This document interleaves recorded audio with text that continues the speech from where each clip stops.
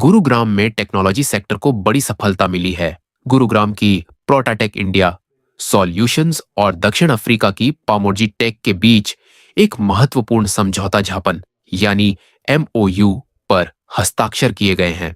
इस साझेदारी का उद्देश्य आर्टिफिशियल इंटेलिजेंस और नई टेक्नोलॉजी के जरिए वैश्विक बाजारों में नए व्यापारिक अवसर तलाशना है। इस सहयोग के तहत दोनों कंपनियां सॉफ्टवेयर डेवलपमेंट, आईटी सॉल्यूशंस और प्रिसिजन इंजीनियरिंग जैसे क्षेत्रों में मिलकर काम करेंगी। कंपनियों का कहना है कि इस समझौते से भारत और दक्षिण अफ्रीका के बीच तकनीकी और व्यापारिक संबंध और मजबूत होंगे।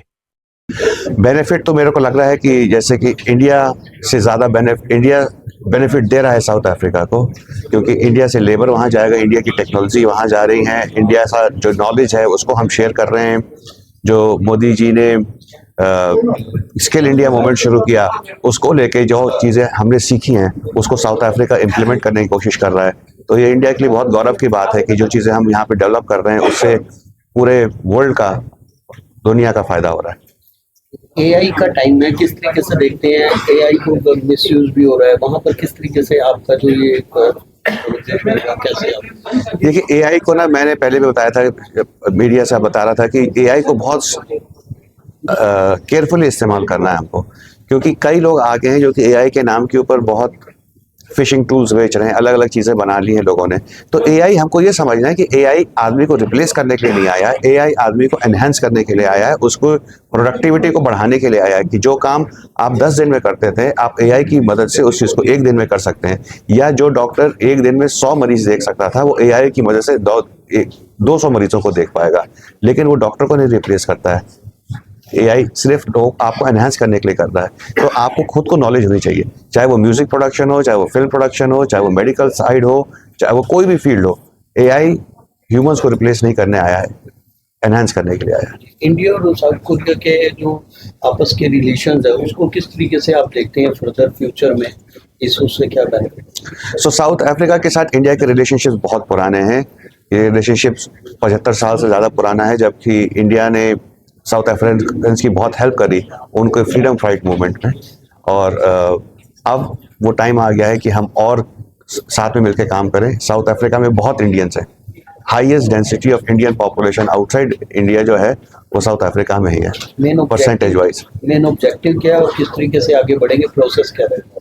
प्रोसेस ये है कि अभी हम लोगों ने बैठ के चर्चा करी है किस किस एरियाज में हम काम करेंगे। अब हमारी टीम साउथ अफ्रीका जाएगी और वहाँ पे इनके प्रोजेक्ट्स को देखेंगी और एक एक करके हम प्रोजेक्ट्स को इम्प्लीमेंट करना शुरू करेंगे, जो कि अगले 15 दिन में हम शुरू कर देंगे उसको काम को। कि हमारे पास कम से कम हम लोगों ने 10 एरियाज आइडेंटिफाई किए हैं, अब उसको हम काम करना जा रहे हैं, शुरू करने जा रहे हैं। सबसे पहले हम सिक्योरिटी गार्ड्स की ट्रेनिंग और उसका स्टैंडर्डाइजेशन के ऊपर काम कर रहे हैं, वहाँ से हम शुरुआत करेंगे। और उसके बाद इनके कुछ स्टेडियम है जिनको एनहांस करना है, वहाँ पे हम उस पर काम करेंगे। फिर स्पोर्ट्स मैनेजमेंट लेके जाएंगे और चीज़ों को लेके आएंगे। इस एमओयू की वैधता क्या रहेगी? अभी तो इसकी वैलिडिटी जो हमारी है 3 साल की है और प्लस एक्सटेंशंस हैं उसके ऊपर, लेकिन उस 3 साल से पहले हमारे कॉन्ट्रैक्ट्स और साइन हो जाएंगे तो ये एमओयू कॉन्ट्रैक्ट्स में कन्वर्ट हो जाएंगे। समझौते के तहत किन किन बाजारों में को लेकर आप?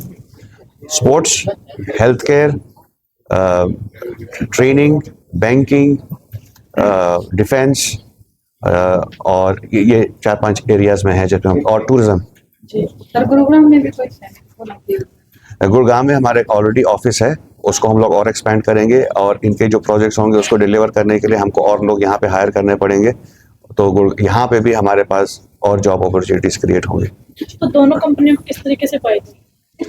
ये क्या है कि जो चीज़ें हम लोग ने बना रखी हैं वो इस्तेमाल कर सकते हैं, और हमको फ़ायदा ये होगा जब हम अपनी चीज़ें उनको देंगे तो हमको और मैन पावर चाहिए होगा और लोगों को इस्तेमाल करेंगे हम यहाँ पे, तो और जॉब क्रिएशंस होगी।